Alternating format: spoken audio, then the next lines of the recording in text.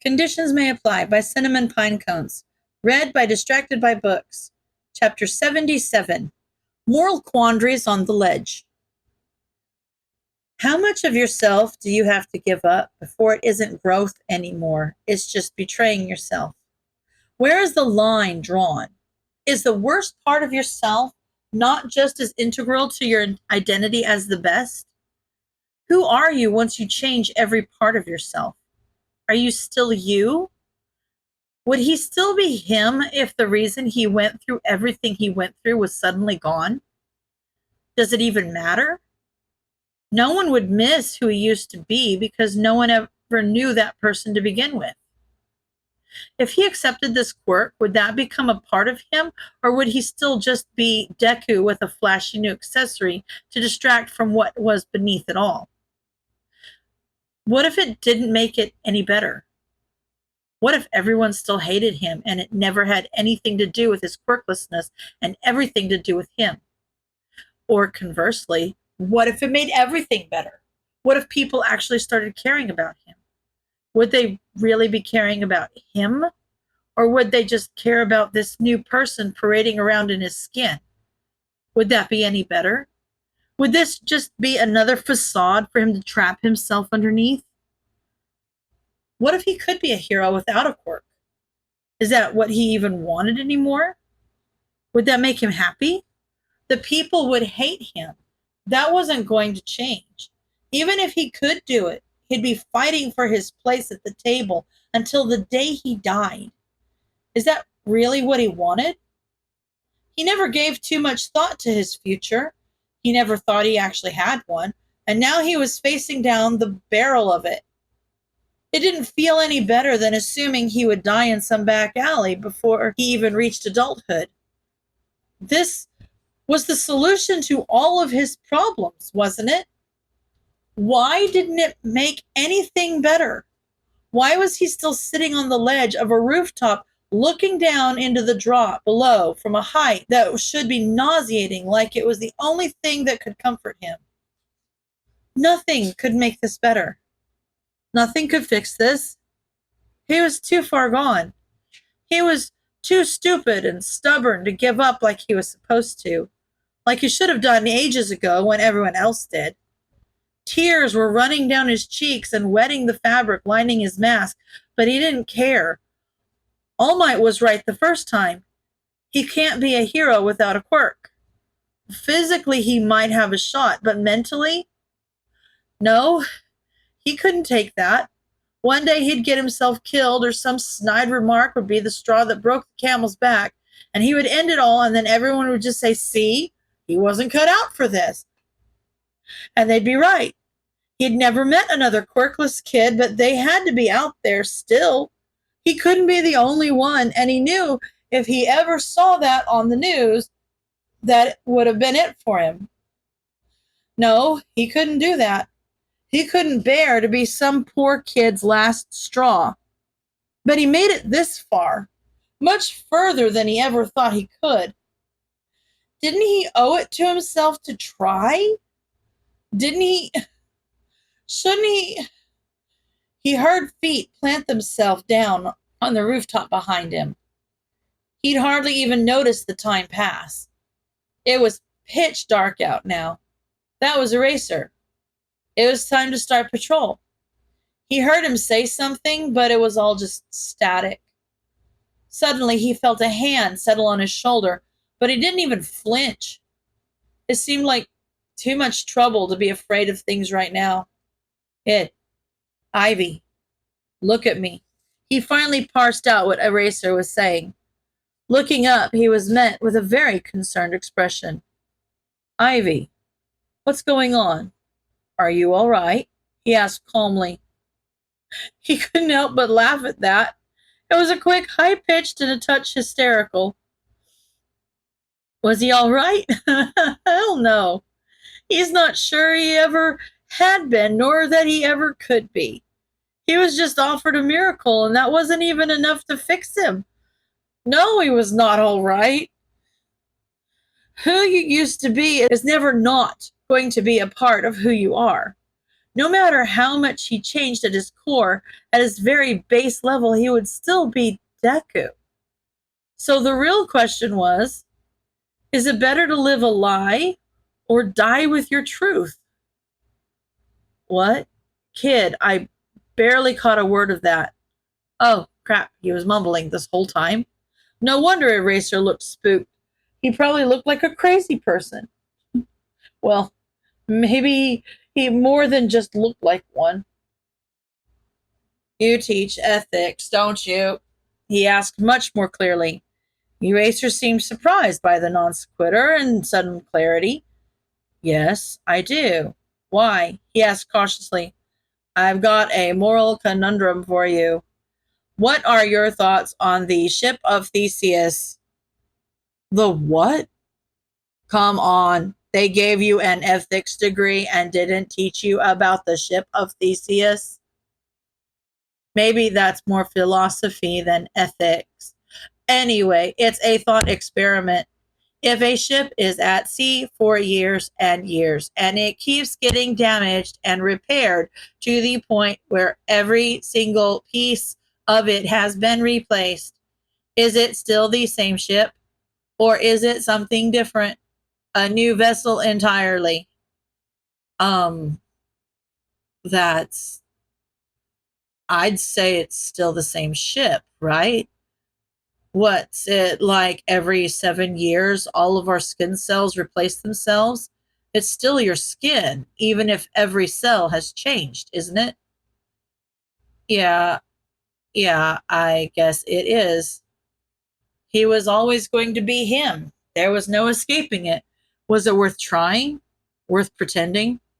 Why the sudden interest in philosophy, kid? He wanted to ask Eraser what to do. He wanted to spell out everything and have someone else decide for him.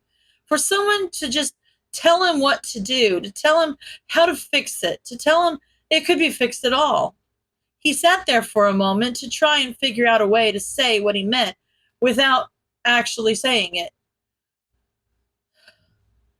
Let's say you had a goal, something you always wanted to do since you were little, but everyone, even leaders of the industry, told you that you couldn't uh, because of a disability, I guess. But you thought you had a chance. Maybe you could, but even if you did, the industry would never accept you. If you had the chance to cure that disability, or at least mask it, would you? Or would it be betraying yourself to even try? Ivy, I, what? It's a hypothetical, Eraser. Stop trying to psychoanalyze me and just answer the question. Kid, I don't feel comfortable advising you one way or the other if I don't know what the hell you're talking about. Just whatever keeps you on this side of the ledge, okay? Why don't you get down? That was the whole point. Nothing was going to keep him on that side of the ledge, not forever. He might be able to lose himself in pretending for a while, but he'd always end up back here, teetering on the edge. He'd been up here so long he didn't know where else to go. Eraser was tugging him backward, away from the drop in front of him, and he just let him. His legs had fallen asleep, but he stumbled on them like a newborn giraffe before collapsing and resting his back up against the ledge he was just sitting on top of. What's going on, Ivy? Did something happen? He asked as he knelt down in front of him. He couldn't help but wonder if Eraser would still care about him if he knew what he was. But Eraser was all he had left now. He couldn't risk that. No, he couldn't bear to. Yeah, something happened. Guess you could say I got an offer at my day job, but I don't know if I should take it. Must have been a hell of an offer, he said as he settled down beside him. Ha, you have no idea. It was quiet after that for a moment. Eraser was sitting close enough that their shoulders brushed with each breath. So you want to take the offer, but it doesn't feel genuine to yourself to do it? He asked to clarify. That wasn't wrong, but it wasn't even close to the whole truth. Yeah, I guess, he said anyway. But it would get you closer to your dream. Would it? I think so. I don't know anymore, he admitted, because you're always going to be left wondering what could have happened if you did it on your own. Yeah. The conversation dropped off again after that as they both sat there thinking. This kid was really testing him. He had no clue what to say. He had no clue what they were even talking about, for Kami's sake. Well, did you not get the offer based off your merit? What? Did you earn the offer? I, uh, I guess so. I don't know. So you're qualified as you are you not? Maybe. Times like this made him wonder how much of Ivy's persona was just a show. They acted so confident and self assured most of the time, but it never lasted them. They seemed so unsure of themselves now, and he wondered how both could be true. How the same person who was the brains and more than half the brawn behind taking the crime rate of the entire district down by over 60% could be so blind to their worth. They gave so much of themselves for nothing in return. They had so much good in them that they refused to see. I don't know what it is about that you need to give up to do this, so I can't tell you if it's worth or not. How important is that aspect of yourself? Important? Well, it's completely controlled my entire life, so I'd say it's important, they sneered. There was venom in their tone. It didn't seem like whatever it was they were worried about giving up was something they even wanted to begin with. In a good way or a bad way? He asked. In an awful way. He thought back to one of their first patrols when they said they had always been a target. He wondered if this was why, whatever this hypothetical was. If it was, then why were they holding on to it so fiercely? Well, then, are you just holding on to it because you feel like you have to? Are you just punishing yourself? The kid let out a humorless laugh at that. Just because I don't like it doesn't mean that it isn't still me. That's true, but people change. You'll still be the same ship, he asserted. Well, that's the problem, isn't it? It's still gonna be there, even if it isn't. He wished he could beat some self-worth into this damn kid's thick skull.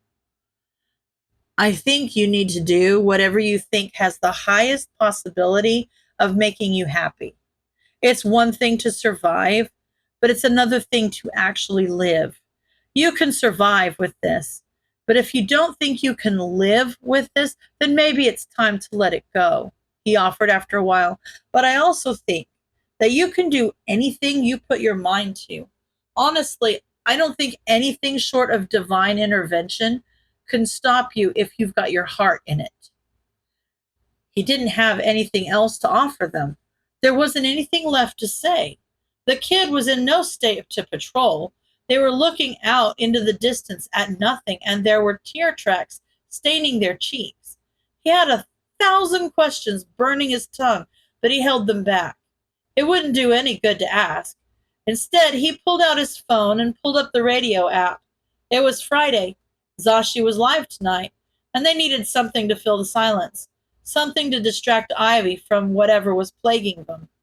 He turned the volume up all the way and set the phone on the ground between them before leaning his head back against the ledge and resting his eyes. Ivy didn't say anything. They hardly reacted at all until there was a break in songs and Zashi's voice came booming through the tinny speakers and they huffed out a laugh. You're a sap eraser, they accused. Sue me. He shot back plainly, without even opening his eyes. After a few more songs, he picked up his phone to send off a text. Shota, Ivy's having a rough time. Put on something for them. Hisashi, how rough? Shota, pretty rough. Hisashi, they've got a good sense of humor, right? Shota, why the hell did you write it like that? Your definition of good and my definition of good are two very different things. I don't think much of anything could make them laugh right now, but you can try. Hisashi, how's their English?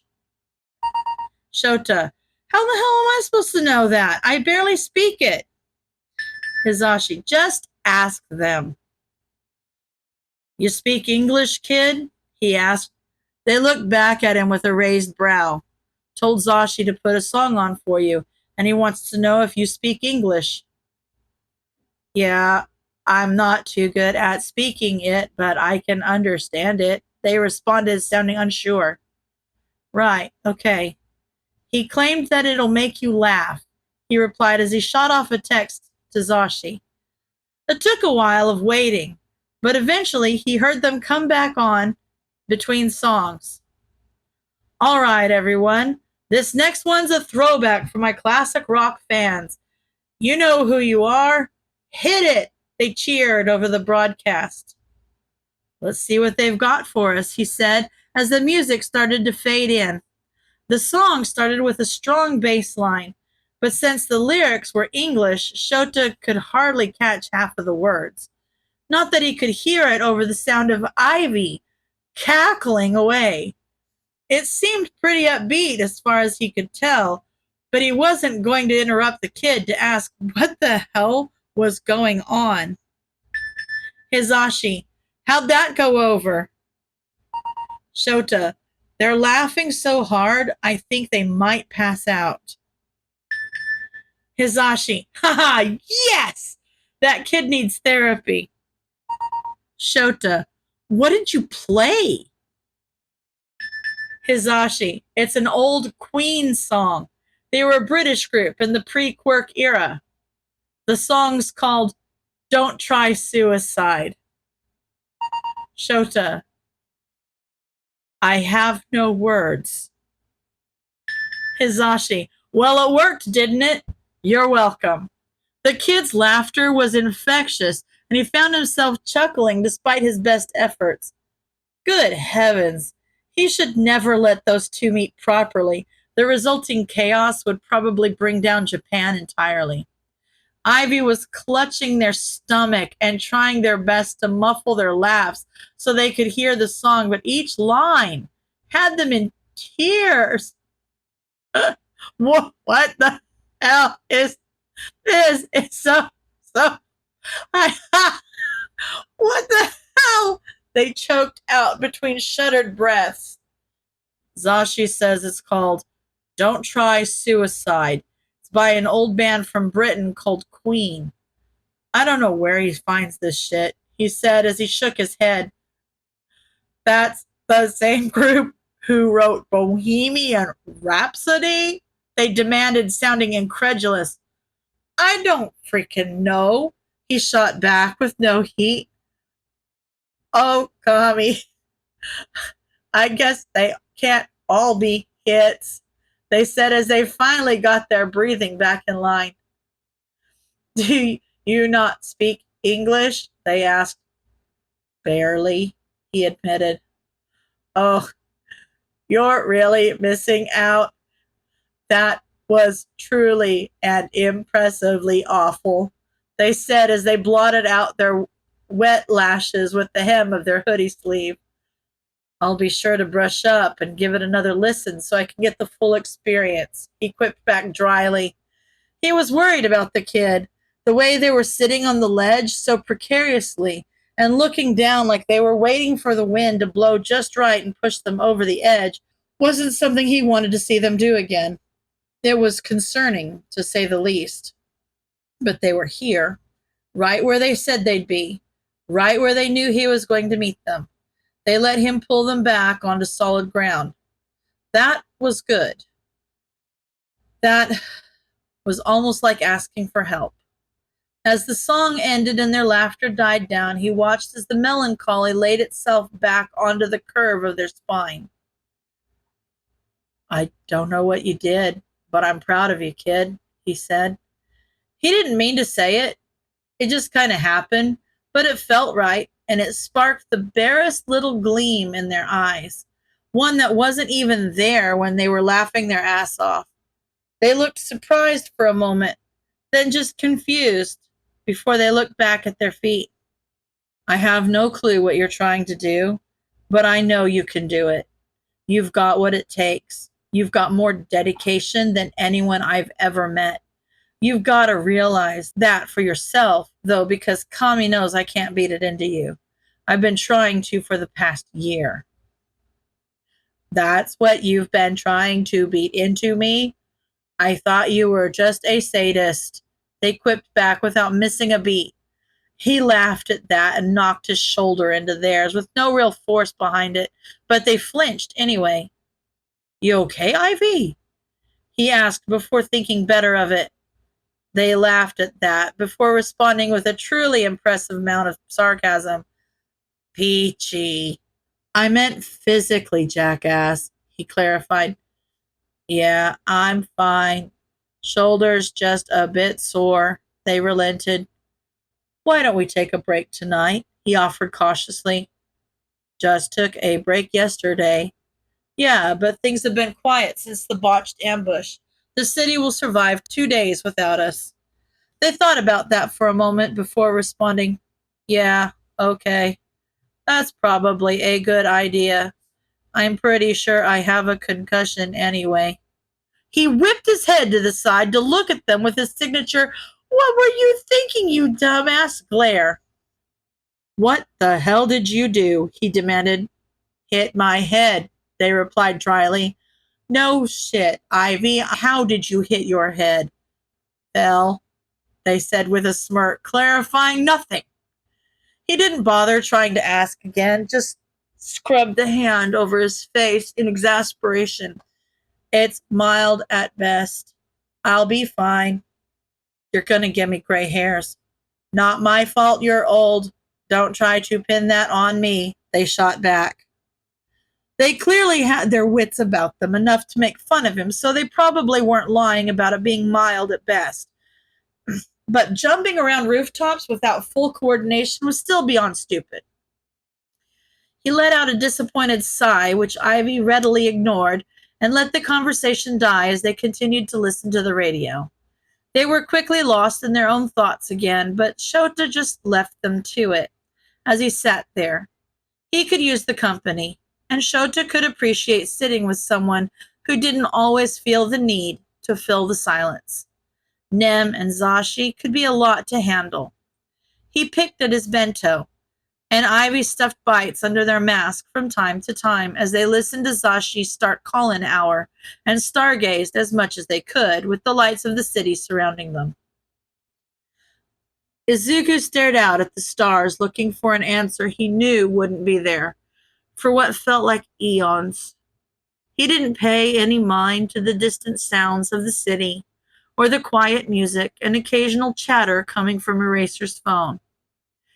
He did, however, pay mind to the light snoring that had just started to his right.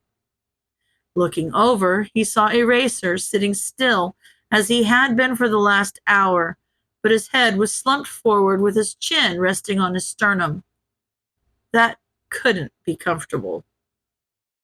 That was also probably the cause of the snoring.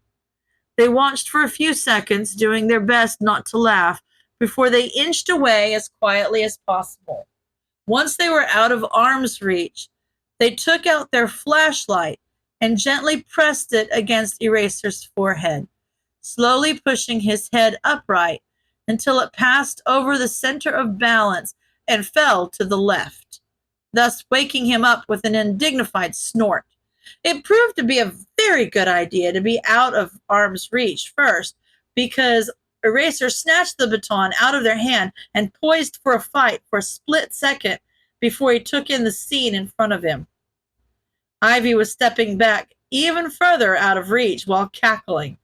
His expression went from concerned to exasperated in a second, and he threw the flashlight back at them with considerable force. Thankfully, they were able to dodge out of the way, and it clattered to the ground behind them. "You're an a-hole," he stated plainly. "I do try my best," they quipped back. Eraser just rolled his eyes and checked his phone. "It's already 1 a.m., he mused with a yawn before looking up to study them. "You all right, kid?" Their laughter had settled down, and they let out a sarcastically amused huff. "As all right as I can be. Go home, Eraser." They didn't want him to go, but it was selfish to make him stay. He was tired. They were tired. Come, they were so tired. "You sure? You gonna be okay?" he asked hesitantly. He wanted to say no, but that wasn't true. He was going to be fine. The moment had passed. He didn't need supervision anymore. He just wanted company. Eraser was too kind. He would probably stay all night if Izuku asked him to, and he couldn't help but wonder what he did to deserve that. "Yeah, I'll be fine," he said before adding a timid, "Thank you." "Any time, Ivy. I mean that," he said definitively. He really did mean that, and Izuku didn't know how to feel about it. He had no doubt that Eraser would drop almost anything he was doing at any time of day if he texted him. It was nice to know that someone had your back. It made him want to keep going. As much as he bitched and poked fun at Eraser, at the end of the day, he was all he had left, and him just being here helped more than Izuku could ever express. He owed Eraser more than he could ever pay him back. He didn't have the words to express his gratitude, so he just nodded and hoped that Eraser understood. Izuku didn't get to sleep until the wee hours of the morning, despite his persistent exhaustion. His mind was racing around and around in circles. When it came down to it, Izuku wasn't happy. He couldn't see himself being happy either. Eraser was right. He can survive like this, but he can't live like this. It was crazy. It was absolutely insane. It was a miracle presented to him on a silver platter with a little bow on top. How could he turn that down? Maybe he'd be living a lie for the rest of his life, but he'd always been good at lying. Izuku Midoriya, 5:02 a.m. I made a decision. My answer is yes. End of chapter.